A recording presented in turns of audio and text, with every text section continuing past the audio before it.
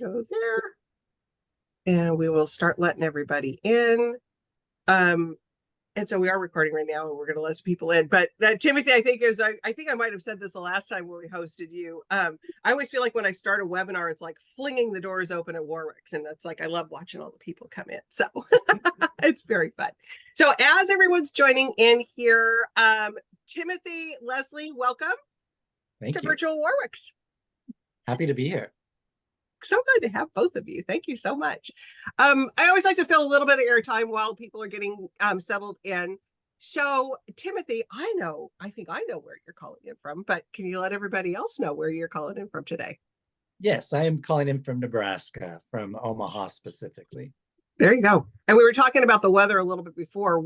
I'm in California, and Leslie, I think you are in California as well, correct? I am. I'm in Montecito in the rain. Do you guys have rain down there? It's starting. It's not quite here yet. So Yeah. it's a little, we're going to probably have one of those blustery spring days, I think is what's going to happen.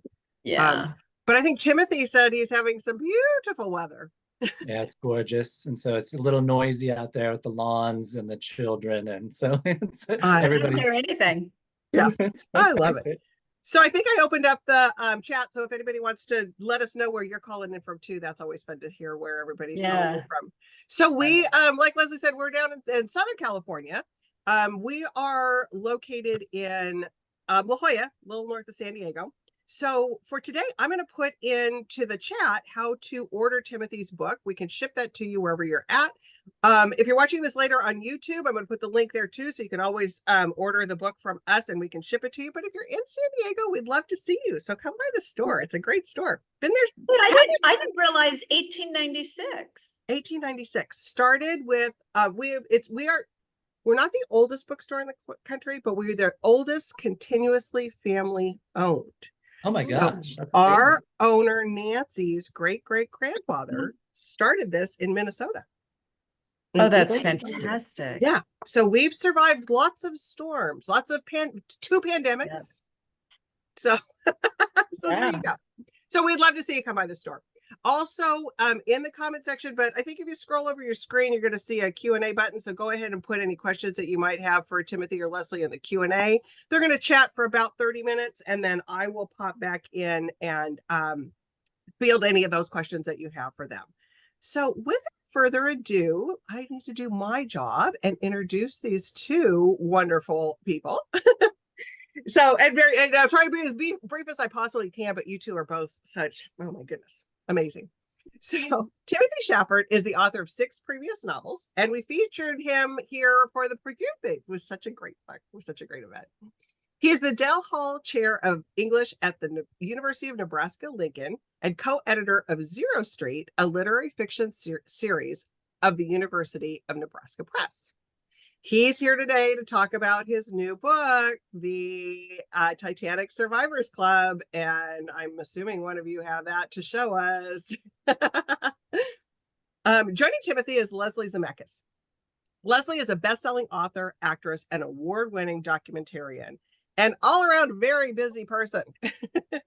She's the best-selling author of Behind the Burly Q and several others. Her latest documentary, Grand Horizontals, is now streaming. But one of the things I admire most about her is how she lifts up and inspires so many authors. She writes a monthly book column in the Montecito Journal and has contributed to several publications.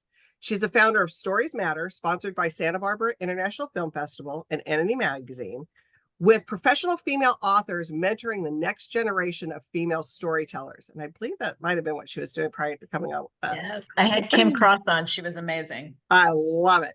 I go on and on with your accolades, TED Talks, honors, awards. We'll chat at the end on where to follow Leslie for more. But with that, you two have a wonderful conversation, and we'll see you in a little bit. Thank you, Julie. Will do. Well, as you know, it's just another atmospheric. It's lush. The prose is beautiful. I was trying to think how to describe it for those who haven't read it yet without giving too much away. And I love what what it says on the inside: a remarkable tale about the life-changing power of books, following one of the Titanic's librarians, whose survival upends the course of his life. And just the whole thought of survival, which we'll talk about and what that means. But first, this is your second in a row where Paris is a big character. What is it about Paris and you? I don't know. So the perfume thief originally was going to take place over in a number of places, and so I was going to kind of follow her through her life, actually. So my initial concept of the book was we start with her birth and end with her 100th birthday, and so I was kind of plotting out like what kind of crime she would commit and her relationship to perfume in these various places around the world. And so on that timeline, I'm like, oh, well, Paris and maybe during World War II. And so then once I started thinking about that, the possibilities for that, I'm like, oh, that's like a whole novel. You can't have so I was kind of I discovered I was plotting out like 12 novels on this timeline for this character. And so yeah, so I just became, well, I mean, who doesn't love Paris, right? And it has such a rich history that the city is so fascinating and mercurial, and yet also consistently sublime. And that particular point in history, it was, everything was so dangerous and fraught and horrifying, and yet there was so much about it that was retained, that so much of the character of the city that survived these treacherous uh, uh, times. And so yeah, so then when I was coming up with the next book, I thought, well, I want to return to Paris for a little bit pre-World War One, and I'm going to have some scenes in a bookstore. And then in conversation with my editor, she suggested, well, why not just stay in Paris and and follow it through the war? And and it was really her suggestion that the book really spend most of its time in the bookshop.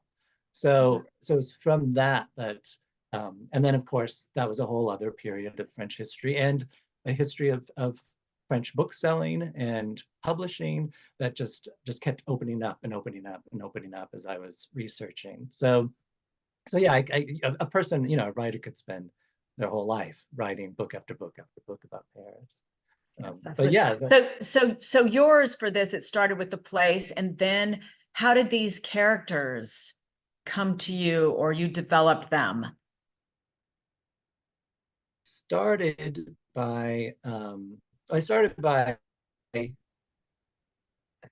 I kind of made a similar mistake when I was initially conceiving of the book, and so I started in the wrong place again, and um, so the so I was starting with the bookseller's childhood and kind of following him as he eventually buys the shop and gets in and all that happens to him and everything that leads Mhm. to the little bookshop that he has. And so in that process, I kind of got to know him, I guess. And um, and then it was really, and then I realized, well, no, really, since it's about this book club and these particular survivors, and that they had tickets to the ship and didn't board, that's really where it needed to start. And so there's a little bit of bookshop at the beginning, but really, we meet the members of the club, and that was the thing where I didn't know who they were going to be, so that I was meeting them along with Yorick. So he shows up at this, he follows this invitation, and then the people just kind of started speaking, and then their characters emerging from all of that. So I didn't change much about those characters after I wrote that first chapter, and I didn't really have a sense of them going in. So that was a kind of interesting surprise. Well, what about you've got your three men, you've got Hayes, York, and Zinnia. Is that how you say it? I can never say it off the thing. Were they conceived, or did they come along, so to speak? I had some sense of both of them, and um, so I did think of this kind of candy heiress, as I describe her, and Mhm. Yorick, Hayes as a photographer, and so I had some aspects of their characters in mind when they showed up, but even they started to emerge in different ways in that first meeting, um, Mhm. which is the kind of part of my process too, I guess, is like you I have these ideas and I have these pictures in my head, but then once you're bringing words to it all and describing things and bringing history to it and trying to capture something beyond just what I'm imagining, but also what was actually historically factual, what was actually, what Paris looked like and smelled like and looked, and the streets and the activity and the entertainments and the cocktail bars and all of that. You capture it amazingly. You just feel like when you're reading this, it's such a treat because you feel like you're in Paris. You can smell the books, you can smell the perfume. You really have such a talent for that.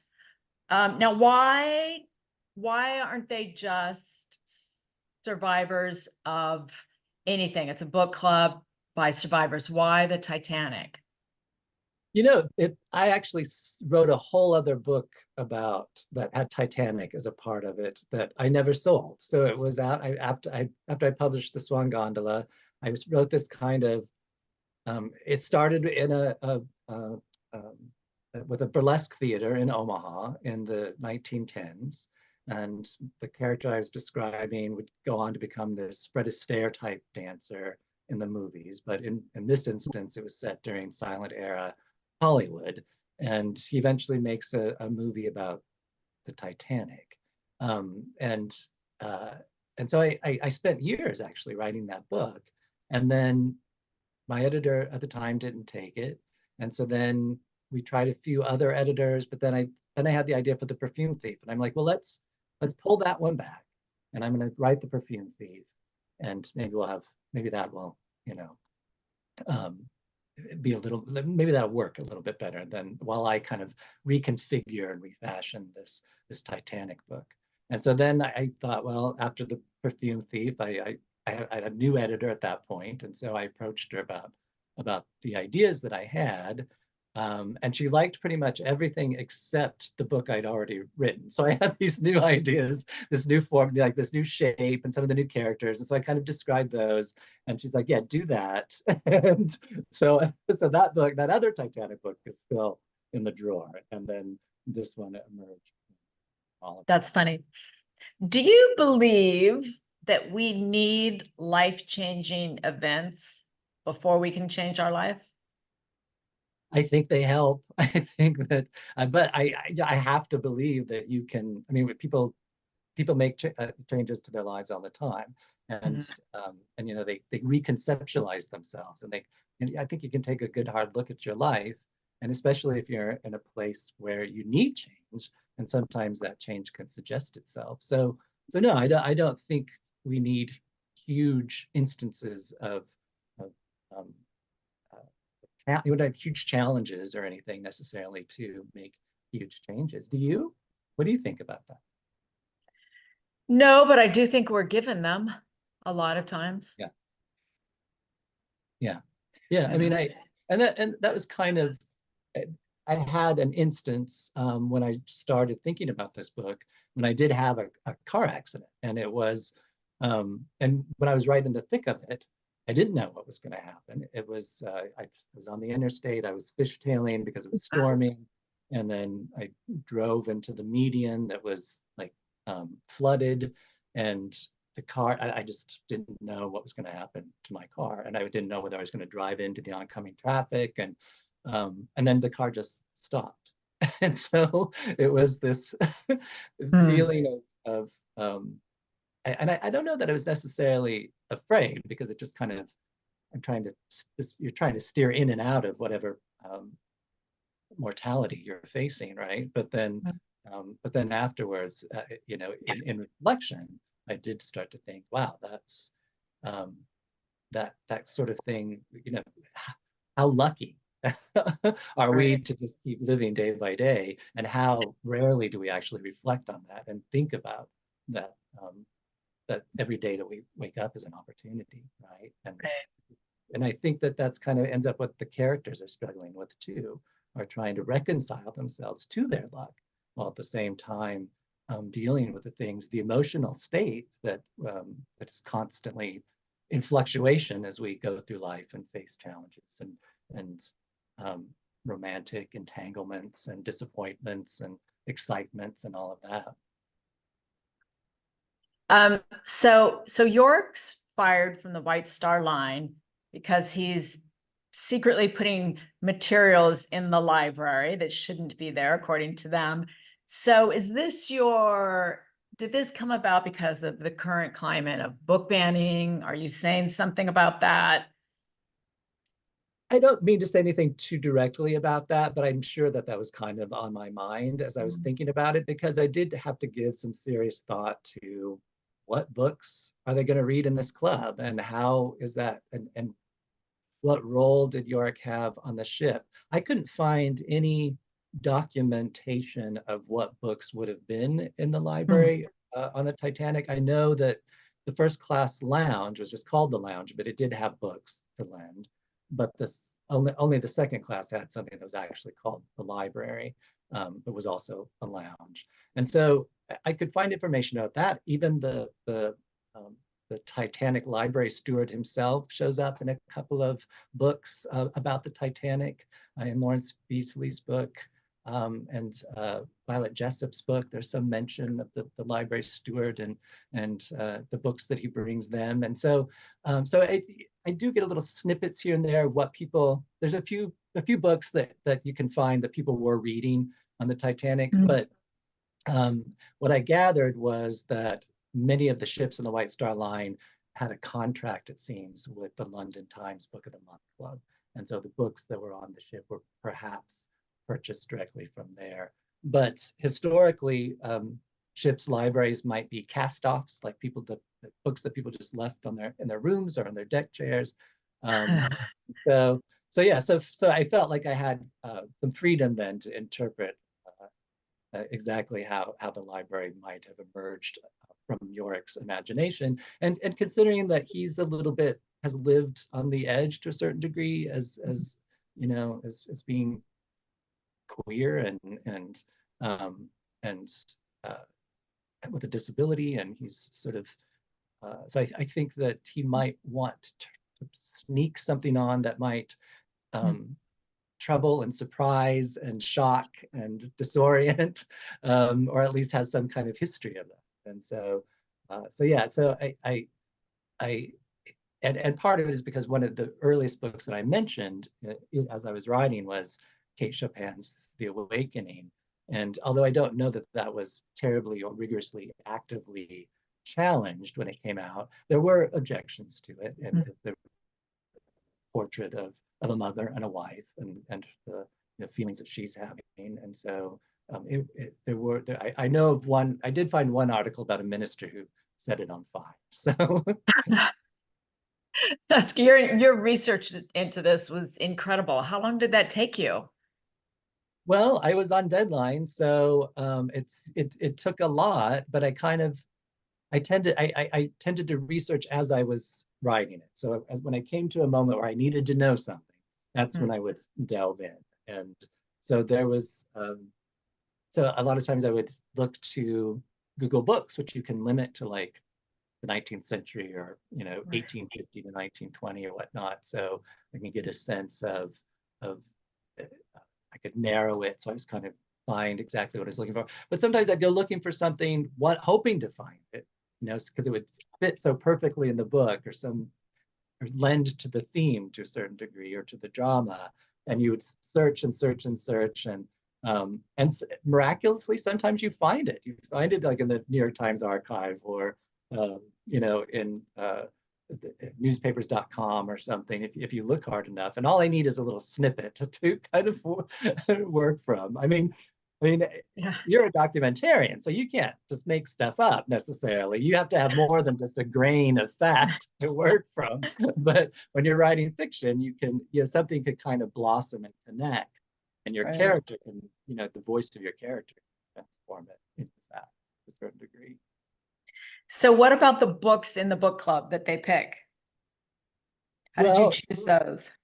See, that was, I think, the toughest part, because the question is like, well, how much do the characters need to talk about the book, and how alienating is that going to be if the reader happens to not know the book at all, and how alienating is it going to be if I describe the book too much to somebody who already knows the book? It's so there.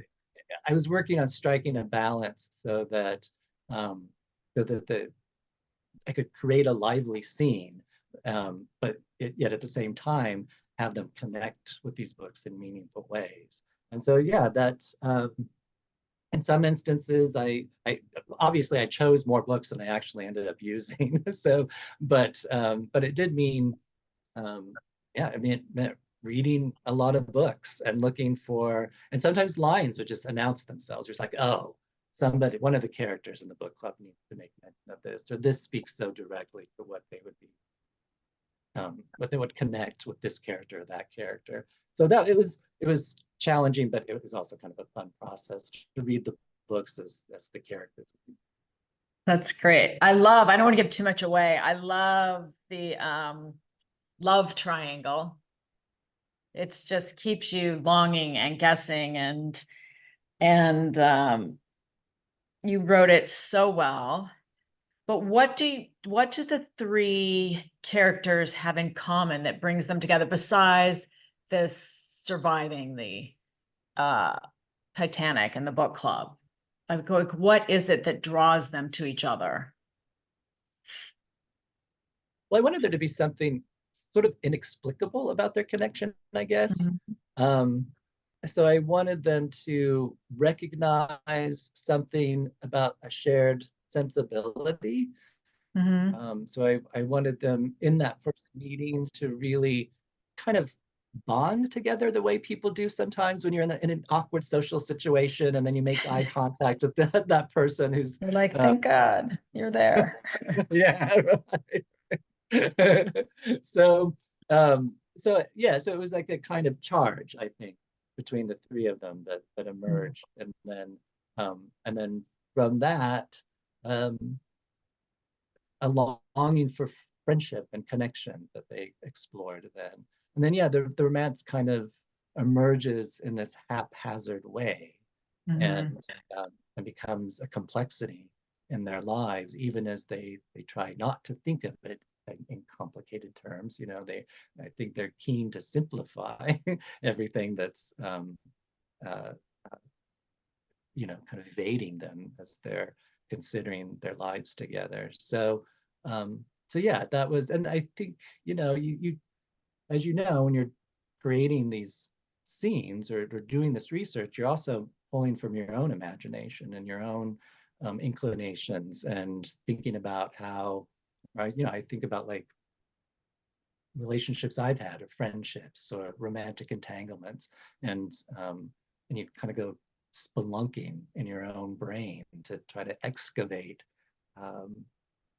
certain feelings that you want to put into words, that you want to articulate, and that you also want to be meaningful for the characters too. So so that, you know, that was part of the development of that relationship, was just thinking about how to put their emotions into words, and how they themselves might come to think of or how they might articulate all these inarticulatable feelings. Wow. Did you know what, and definitely without saying, what their ends were going to be? Well, I thought I had a sense of what they were, so I thought I knew, and that's often the case when I'm writing a book. I think I know where it's going, and then you get some surprises along the way, and then sometimes, and then it ends up you're not the final voice on it all. You have an editor who weighs in and says, "Well, I'm not sure that this," and so yeah, there was actually at one point I had it in my mind that there was going to be this kind of this major haunting. Like towards the end of the book, there was just going to be, and like all the ghosts of the Titanic were going to storm this kind of old shipwreck that the characters were going to go seeking. And so it was going to be this highly dramatic and and ghostly occurrence. And I love that. my editor wasn't a fan, so You're going to get it in one of your books. that's right. You know, you're going to work it. Does their definition of surviving, you think, change over the course of the book? Oh, that's a good question. Yeah, I mean, I guess I think that that's the idea. I think they're all, it's, so the ship sinks in 1912, so that's when they've survived. And then we meet them some months later, Mhm. or a year later in 1913. And so it's still kind of all fresh. And they're also dealing it with them just individually until they get together as a group. And I think even until they get together as a group, they're not really thinking of themselves as survivors. They're thinking of themselves in terms of like, well, what do I do with this second chance, so to speak, at life? Mhm. And so I think that once they have that language, that definition, and this shared sense of survival, then they do start contemplating um, what kind of emotional impact that has on them, and what it could mean to just even how they contemplate their own lives and their own circumstances. Your detail is just so great, but is there any of it, and I know you do your research, is there any of it that just, I'm going to have them dressed like this, whether they would have or not, or eat, whatever? And that actually did not happen. I felt pretty pretty committed to staying with the period, staying with, I would even look up phrases. Like, and if there was just no evidence that a phrase had been used until many years later, I just didn't want it in there. And so yeah, so it was, so I'm pretty hardcore about keeping to, I mean, unless, I mean, sometimes you might make a mistake as a writer. You might think that, oh, this has always existed, um, but for the most part, if I really felt like and that's part of the reason why I would spend so much time looking for the thing that I wanted to find, that I wanted to exist in the past. And so if but really it was, I mean, I think there I should take this all back, because I'm now remembering. I feel like there was maybe a detail where I was like, oh, I know what it was. So there's a phenomenon of of people going to, and a kind of tribute that people pay to Oscar Wilde when they go to the cemetery in Paris and they leave lipstick prints on the tombstone. And they've had to put plexi around it, I believe, because the Yeah. lipstick, the wax and the oils were starting to deteriorate the stone. So, but that didn't come about, and that didn't start until late in the 20th century, that trend. And so I thought, oh, I really want them to, I want Zinnia to kiss the tombstone. And then I thought, well, she still can do it. I mean, lipstick existed, and so she could have been the first by decades. But ultimately, they don't even find the tombstone. So she just has the idea. So, Who is because you bring up Oscar Wilde, is he somewhat of a muse? oh yeah, I mean, I've read The Picture of Dorian Gray many times, and I can just dwell on those paragraphs and feel the poetry of his language and the poetry of his poetry, and just his and his historical role is utterly fascinating, and his history in Paris I didn't know much about, and so even though the book itself doesn't go into it too much, I did I did learn a great deal about those last years after he was released from prison, in which he spent somewhat impoverished in Paris. And so there were so many terrific details about his relationship with his editor, and also the kind of bootlegging, in a sense, that went on in terms of this work that had actually, literally kind of led to his death. I mean, to his sentencing. The work, pages of the book, lines from the book were read out, at his trial. And so, the idea of how that book then just took on a life of its own, and how people felt compelled to seek it out, and all the complexity, well, and just the complexities of publication in the early 20th century in general, and Yeah. and how publishers manage that and booksellers manage that, and the business of it all, was just something that I couldn't stop reading about. I couldn't. I It's couldn't. fascinating. Yeah. Well, I told you I went to the hotel where he I had to just sit there where he died, and just like that atmosphere is beautiful. Yeah, it's there's and also there's a bar in New York now called the Oscar Wilde Bar, where we always go whenever we're in New York. And it's yeah, so there's just his ghost certainly haunts us. Well, this is really a special, special book, and thank you for writing it. It's just lush, and you will just fall into another time period and be back in Paris. Thanks, Leslie. Which is the best thing. Such a great conversation. And thank you, both of you, which is just, yeah, the atmosphere you create is just incredible. So we have got a question coming in. Speaking of atmospheric, this is from Anonymous. They have not had the opportunity to read the book, but we're wondering if Timothy would speak more to his own personal connection and the connection of the novel to Hamlet. Oh, sure. I mean, I guess, so I have to say that when I was casting about for the character's name early on, the narrator's name, which is Yorick, I have on my side of my refrigerator, I write in my kitchen. And so I have there's a kitchen island, and I have the laptop on there, and I do a lot of pacing around. And on the side of my refrigerator, I have all these magnets from the Gashly Crumb Tinies, the Edward Gorey. It's like it pretends to be a children's book, but it's actually a kind of ABCs of the death of these children. And so it's very in a very Gothic style, but also quite charming somehow. But Y is for Yorick, whose head was bashed in, and Z is for Zilla, who died from too much gin or something like that. I can't remember off the top of my head, but and so I thought, oh, Yorick.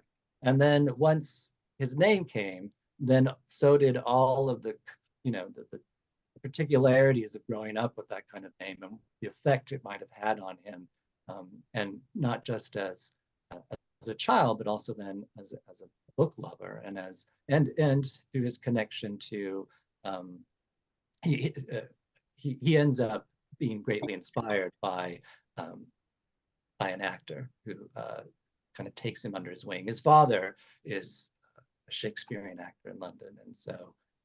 But meanwhile, one of the stagehands really serves as a surrogate father for him, and he accentuates Yorick's connection to Shakespeare as well. And then there's some of the Tempest in there, and so it just all opened up, It all opened up and came together, right?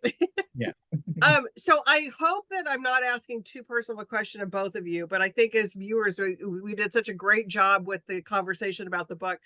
I'm fascinated. How do you two know each other? Is there a story there? Yes, really. Social media, which we were talking about earlier. When I read The Perfume Thief, and I happened to be in Paris. I brought it there to read. I brought a bunch of Paris books, and and I kept posting it, they know the Notre Dame in the background, and I just fell in love with that. It's one of those you feel like you're in Paris, and we just connected and started talking, and it's been great. And then we got to meet in person and blah blah blah. So we kept showing up in the same place Yeah. accidentally. So and again, New Orleans was the first one. Yeah, it was like, wait, you're here. So the universe was talking to both of you that you needed to get together. Yeah, we have a lot of great same tastes and stuff. Burlesque and cabaret and certain kind of women and men, and yeah.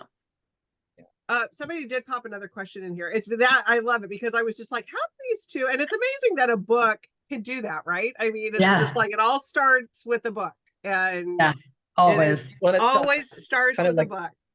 Like I was talking about in terms of the characters' connection, where they're making eye contact and gauging each other's sensibility and connecting that way. I think it's kind of that way with me and Leslie too. Just through the distance, we made that eye contact. Yeah, absolutely. Yeah, it's the social media eye contact, right? So we're going to go back to Yorick for a minute because somebody does have a question. What was the effect of the gradual way in which we learn about Yorick's true Titanic experience? Why does he keep it from the other club members and from the reader? Well, I mean, I think when you're writing, you do want to be conscious of suspense, right? So you want but at the same time, there is an inclination to give everything away on the first page. Like, well, here's the story I have to tell. You just want to tell it all in one breath. But instead of 300 pages later. Right. So much easier. So you don't have to like sit there and type.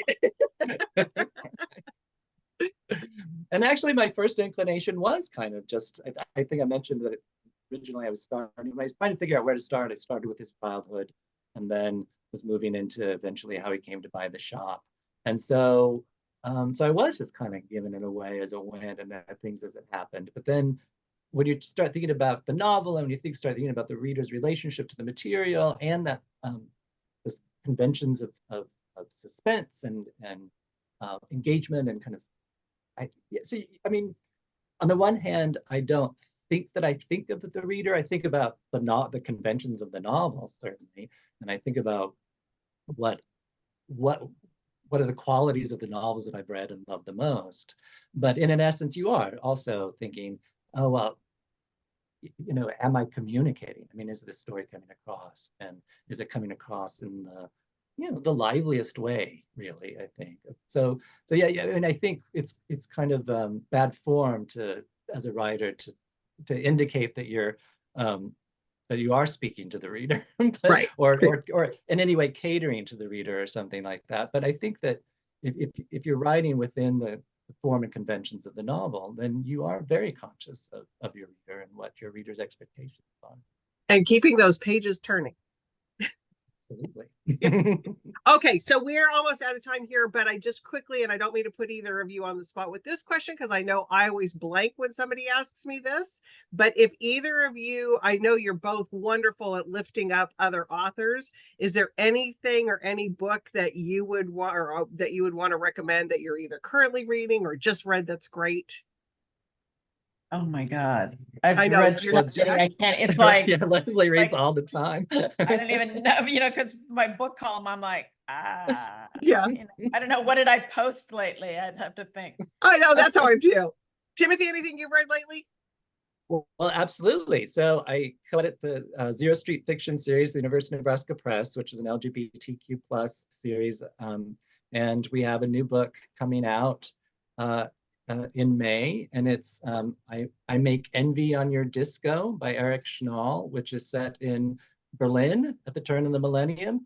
And Eric is a Tony Award winning producer and lives in New York and has had a long history in theater. The book isn't about theater. It's about it's about a man an art dealer who goes to Berlin to try to really kind of escape into the city. And so we follow him along as he connects with all of these various characters. But it's an absolutely terrific book. And what a great setting at that time period too. Let me pop in with one because I had to go look on my list. So one that I read recently is A Short Walk Through a Wide World. It's amazing. This young girl all of a sudden is struck by this disease, and the only way she cannot die is to literally move forward and never go back. And so she walks the globe 5 times. It's amazing. Wow. That sounds terrific. Yeah. If if anyone out there is not currently following Timothy and Leslie on their social media, please do. You're missing out. You're missing out. Let me tell you what you are. So find them, hit them up. Leslie, you're mainly on Instagram, right? You mainly do Instagram. I'm actually on everything. Okay. Just as my names, but whatever. And Timothy, any particular one you go to more? You go to X or Instagram more? Well, I go on Instagram a lot and I post little cartoons and women in candy wrapper dresses. So I love that. They're so good. Great. They're so good. I love it. Timothy, it was great having you again. Thank you so much for writing another wonderful book. Love it, love it, love it. And Leslie, thank you so much for your time. It was a great conversation. Absolutely. I loved it. Love Timothy. All right. Bye, everybody. Bye.